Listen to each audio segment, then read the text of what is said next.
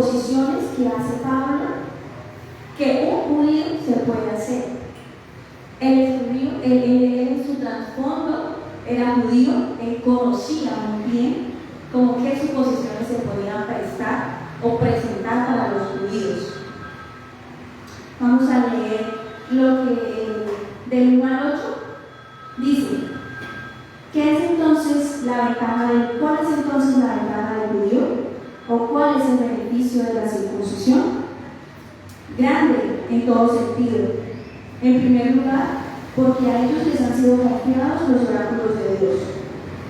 Entonces, ¿qué? Si algunos fueron infieles, ¿acaso su infidelidad anulará la fidelidad de Dios? De ningún modo. Antes bien, sea hallado Dios veraz, aunque todo hombre sea hallado mentiroso, como está escrito, para que seas justificado en tus palabras y venzas cuando seas juzgado. Y si nuestra injusticia hace resaltar la justicia de Dios, ¿qué diremos? ¿Acaso es injusto Dios que expresa su ira? Habla en términos humanos. De ningún modo, pues de otra manera, ¿cómo juzgaría Dios al mundo? Pero si por mi mentira la verdad de Dios abundó para su gloria, ¿por qué también soy yo juzgado como pecador? ¿Y por qué no decir, como se nos calumnia y como algunos afirman que nosotros decimos, hagamos el mal para que venga el bien? La condenación de los tales es justo. Entonces ahora vamos a desglosar como los argumentos que presenta este judío. El primero, en el versículo 1, ¿cuál es entonces la ventaja del judío o cuál es el beneficio de la circuncisión? Él está diciendo, ¿cuál es el beneficio de que yo sea circuncidado? Y Pablo le dice, grande, muy grande. ¿Por qué? Porque ustedes tienen los oráculos de Dios, ustedes tienen las escrituras del Antiguo Testamento. Eso era una ventaja grande hacia los gentiles y hacia los que se creían justos por sus acciones. Entonces, le dice Pablo, esa es una ventaja grande. Pero independientemente de esta ventaja que ellos tenían, que eran las escrituras del Antiguo Testamento, ellos también necesitaban la salvación. La otra objeción que presenta es, entonces, ¿qué si algunos fueron infieles? ¿Acaso su infidelidad anulará la fidelidad de Dios? Acá le está diciendo, si algunos fueron infieles, ¿van a anular la fidelidad de Dios? De ninguna manera, le dice Pablo. La incredulidad del hombre no anula la fidelidad de Dios. Dios, hermanos, es fiel cuando promete. Él siempre va a ser fiel, Él es fiel. Pero así como Él nos promete bendiciones, así como los judíos tenían presente que ellos eran bendecidos de generación en generación, el Señor también les advertía que si pecaban, los va a castigar. Y si nosotros seguimos pecando, el Señor nos va a castigar. La otra objeción que nos da es la tercera. Y si nuestra injusticia hace resaltar la justicia de Dios, ¿qué diremos? Ya cada vez va subiendo como la irrelevancia de las preguntas, ¿no? Dice, ¿qué diremos? ¿Acaso es injusto el Dios que expresa su ira? Entonces, ahí, ¿qué está diciendo? Nuestra maldad hace resaltar la luz de Dios. Como lo decíamos en el grupo, allí los judíos pensaban que por ellos ser judíos no iban a ser juzgados. Los únicos que iban a ser juzgados eran los gentiles. Dios iba a castigar a los gentiles, pero a mí como judío no me iba a castigar. ¿Y Pablo qué les dice? De ninguna manera. El hecho de que Dios sea glorificado justo, que sea glorificado en su justo juicio sobre el pecado humano, no quiere decir que Dios acepte el pecado. De ninguna manera vamos a ser castigados. La otra objeción que nos da es, pero si por mi mentira la verdad de Dios abundó para su gloria, ¿por qué también soy yo aún juzgado como pecador? Aquí está Pablo y se la respondió. O sea, como se la venía respondiendo las anteriores, él cada vez como que le subía el nivel, el judío. Como esas preguntas que a veces nos ponen cuando estamos predicando un hermano de la salvación y ponen como esa barrera. Ay, no, pero ¿cuál era la esposa de Caín? Empiezan como con unas preguntas que se salen del contexto de la salvación. salvación, de lo que verdaderamente tenemos que tener en cuenta. Y créanme, hermanos, que hasta el momento de hoy hay muchas preguntas teológicas que no le vamos a tener respuesta.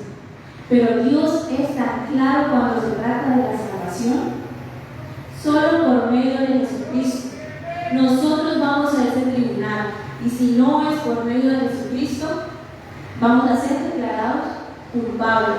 Solo podemos ser declarados inocentes si Dios nos ve a través de Jesucristo. Es la única manera. Así que hay preguntas teológicas que dejémoselas a Él. Vayan haciendo la lista y dejémoselas a Él. Pero hay cosas tan claras que a veces no queremos ver. ¿Por qué? Porque estamos interesados en justificar nuestra rebeldía, mas no en aceptar la salvación de Dios, más no en aceptar a Jesús. Aquí ya vemos como esas 4 objeciones que le da el judío.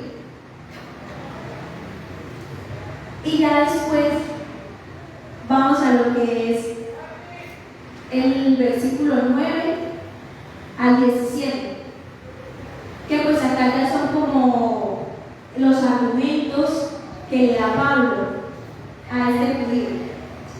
Vamos a leerlo. Dice: ¿entonces qué? ¿Somos nosotros mejores que ellos? De ninguna manera, porque ya hemos denunciado que tanto judíos como griegos están bajo pecado. Como está escrito: no hay justo ni aún uno. No hay quien entienda, no hay quien busque a Dios. Todos se han desviado, aún se hicieron inútiles. No hay quien haga lo bueno, no hay ni siquiera uno. Sepulcro abierto en su garganta, engañan de continuo con su lengua. Veneno de serpiente hay bajo sus labios. Llena está su boca de maldición y amargura. Sus pies son veloces para derramar sangre. Destrucción y miseria hay en sus caminos, y no han conocido la senda de la paz. No hay temor de Dios delante de sus ojos.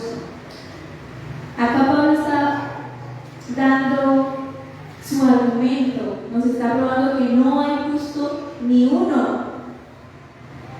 Ella en la predicación pasada decía que muchas veces nosotros como que vemos al vecino y lo juzgamos.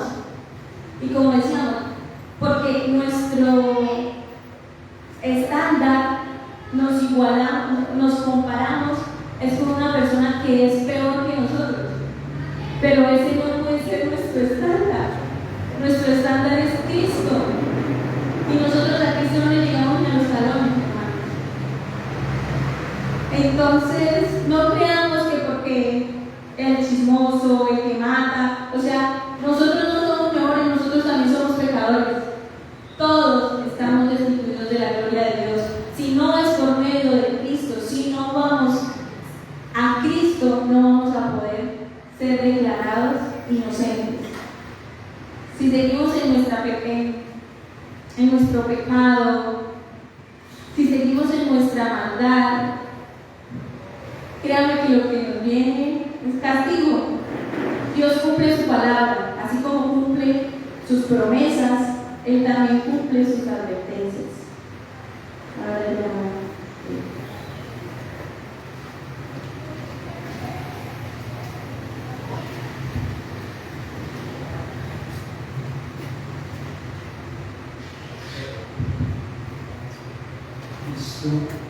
Buenos días a todos. Continuamos. Versículo 19 al 20. Ahora bien, sabemos que cuando dice la ley, lo dice a los que están bajo la ley, para que toda boca se calle y todo el mundo sea hecho responsable ante Dios. Porque por las obras de la ley ningún ser humano será justificado delante de Él, pues por medio de la ley viene el conocimiento del pecado. Acá, pues, Pablo prácticamente acaba de destruir las esperanzas del ser humano hacia sí mismo. Si alguien cree que hace algo bueno, Pablo en estos 3 capítulos hasta el versículo 20, está diciendo, si usted confía en la ley judío, cree que es especial porque Dios le dio, por decirlo así, un trato diferente. Aunque le dio un trato diferente, Él es justo con todos y es igualmente culpable al que peca sin ley y al que peca con ley. De hecho, esa ley en la que tanto confían es la que muestra su pecado. En otras palabras, esa ley en la que ustedes se creen salvos es la que los está condenando. Y hasta este momento me imagino la escena, un juicio, el juez tiene una fila de pruebas, tiene videos, tiene expedientes, tiene detalle de todo y todo indica que somos culpables. No hay nada bueno, lo que hay aparentemente es bueno es guiado o es influenciado por un deseo engañoso, por un deseo pecaminoso en nosotros. Entonces no hay absolutamente nada bueno y nosotros, pongámonos en esa escena, nos tienen todas las pruebas. Mal haríamos en pararnos a decir, espera un momento, porque yo creo que este juicio no es justo. No podríamos hacer eso porque hay evidencia de todo. Entonces llegamos al momento en que se va sentencia, están todos nuestros pecados justificados en el sentido de que hay prueba para todo. Nosotros ya reconocimos que si es verdad, hasta aquí, pues por lo general la gente cuando se empiezan a sentir como que los encontraron culpables, empiezan a sacar excusas, y fue lo que Pablo hizo acá. Venga, esas excusas, tampoco es válida, y por esas excusas aún es peor el castigo. ¿Por qué? Porque no queremos reconocer el juicio de Dios. Entonces, leamos del versículo 21 al 31. Pero ahora, aparte de la ley, la justicia de Dios ha sido manifestada, atestiguada por la ley y los profetas. Es decir, la justicia de Dios por medio de la fe en Jesucristo, para que todos los que creen, porque no hay distinción, por cuanto todos pecaron y no alcanzan la gloria de Dios, siendo justificados gratuitamente por su gracia por medio de la redención que es en Cristo Jesús, a quien Dios exhibió públicamente como propiciación por su sangre a través de la fe, como demostración de su justicia. Porque en su tolerancia Dios pasó por alto los pecados cometidos anteriormente, para demostrar en este tiempo su justicia, a fin de que Él sea justo y sea el que justifica al que tiene fe en Jesús. ¿Dónde está pues la jactancia? Queda excluida por la ley. ¿Por cuál ley? ¿La de las obras? No, sino por la ley de la fe, porque concluimos que el hombre es justificado por la fe, aparte de las obras de la ley. ¿O es Dios el Dios de los judíos solamente? ¿No es también el Dios de los gentiles? Sí, también de los gentiles. Porque en verdad Dios es uno, el cual justificará en virtud de la fe a los circuncisos y por medio de la fe a los incircuncisos. ¿Anulamos entonces la ley por medio de la fe? De ningún modo. Al contrario, confirmamos la ley. ¿Qué vemos en estos versículos? Se va a dictar sentencia. Hay un momento en que el juez tiene todo listo, pero cuando abre el libro para dar el veredicto final, empieza a decir: no hay pecado, cumplió a cabalidad no solamente la letra, sino el corazón de la ley. En ese expediente es muy grande, pero lleno de justicia, lleno de cosas buenas, y es lo que hizo Cristo. Entonces, trayéndolo acá a estos versículos, lo que nos encontramos es que Dios tiene pruebas de toda nuestra maldad, pero el expediente por el cual Él nos va a juzgar no es el de nosotros, es el expediente de Cristo, de alguien que obedeció totalmente, no tuvo ninguna falla, y antes vamos a salir premiados, porque no solamente nos van a declarar justos, sino que lo vamos a ver más adelante, hay una serie de bendiciones espirituales que nos ganamos porque somos prácticamente amados por Dios, porque Él nos recibe, y cuando Él nos recibe, no nos recibe por decoco, sino que nos recibe con ánimo, como bienvenido. De hecho, dice que hay fiesta en el cielo cuando un pecador se arrepiente, porque Él se goza, Él ve en nosotros a su Hijo, en quien se complace y se empieza a complacer en nosotros, pero no por nuestro expediente, por el expediente de Él. Esa es la justicia de Dios. Y el hecho de que a mí me juzguen por otro expediente no quiere decir que el expediente mío vaya a quedar en la basura. Ese expediente lo toman, se lo pasan a Cristo, y como somos culpables y merecemos muerte y castigo, eso fue lo que hizo Cristo. Tomó el expediente de nosotros y fue y pagó lo que merecíamos nosotros. Entonces iniciamos diciendo que la justicia de Dios se revela por la fe en Jesucristo. Esa fe habla de confianza. Hablo los primeros 3 capítulos, 3 y medio, ¿sí? O 2 y medio, perdón. Nos quitó toda esperanza, es decir, que nosotros no vamos a mostrar nada nuestro, sino que vamos a confiar en que lo que hizo Cristo es suficiente. Y si hay algo que yo tengo que mostrar, es que voy a mostrar que no es mi expediente, el expediente que el Señor va a revisar es el expediente de Cristo, y vamos a ser juzgados por esa justicia del Señor, por esa vida justa que hizo Dios, que hizo Cristo. Entonces Él pagó nuestros pecados, Él pagó el precio de nuestros pecados, y nosotros tomamos su lugar en cuanto a culpabilidad, es decir, hubo un intercambio. El que tenía que morir por prácticamente pecar en todas las formas posibles somos nosotros, y el que tenía que ser exaltado era Cristo, pero Cristo nos cambió de lugar. Hubo un intercambio y el Señor nos recibe, nos abraza, nos ama, celebra que nosotros venimos a Él, pero en Cristo cayó toda su ira, en Cristo cayó toda su justicia, y Él tuvo que pagar por precio de sangre, por desprecio, todos los pecados, y no solamente que nosotros cometemos, sino que anteriormente, porque dice que Dios pasó por alto los pecados anteriores, no porque se lo olvidaran, sino porque Cristo también iba a pagar por ellos. Somos declarados justos. Cuando habla de justificación, justificación quiere decir veredicto final, justos. No hay de qué inculparnos. ¿Por qué? Porque Cristo nos hizo justos. Dice que gratuitamente por su gracia. Entonces, cuando habla de que somos justificados gratuitamente y por su gracia, no tenemos ningún mérito ahí. Es decir, yo no puedo sentirme orgulloso de que el Señor me escogió, y mucho menos creer que Él me escogió porque vio algo bueno en mí. En ningún modo, porque caeríamos en lo mismo que veníamos hablando. No hay nada bueno en nosotros para que el Señor nos escoja, simplemente su misericordia nos alcanzó, y en su misericordia nos regaló, es la gracia, nos regaló la salvación. La salvación es un regalo, no es algo que yo me gane.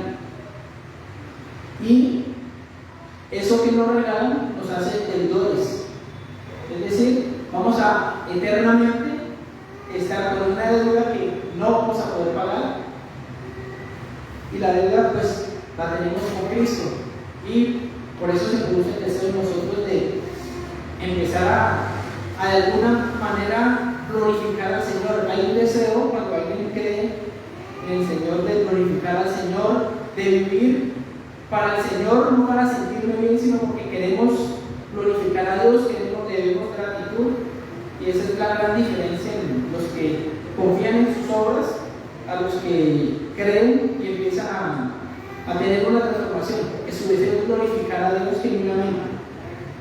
Somos deudores, es decir, lo poníamos de ejemplo ahorita, si yo estoy trabajando y al final de mes me pagan, pues en parte yo me merezco ese salario, porque es que yo estoy poniendo algo de mí para ser retribuido, pero en la salvación no es así. Antes estamos poniendo todo para alejarnos, y el Señor nos trae allí a presentarnos como justos.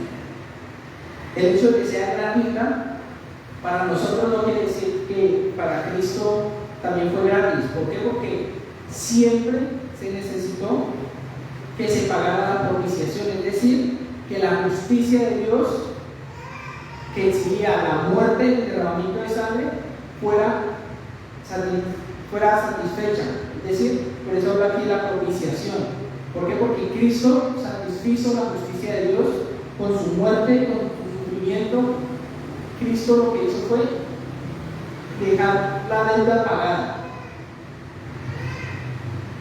Y terminamos en Romanos 3, del versículo 27 al 31, con la jactancia. ¿Dónde queda nuestra jactancia? ¿Dónde queda nuestra confianza en nosotros mismos? Diría yo, en la basura, porque no tenemos absolutamente nada en que confiar de nosotros. Pero hay algo en lo que podemos confiar, y vamos un momento a Gálatas 6:14.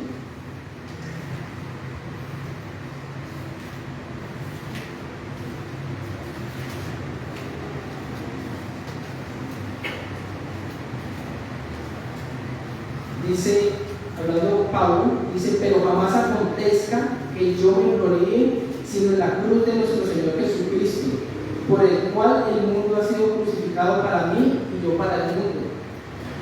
Nuestra jactancia en nosotros mismos no existe, y si existe es una jactancia totalmente ridícula, totalmente sin ninguna base, pero sería algo que debemos celebrar, que debemos estar gozosos cada día.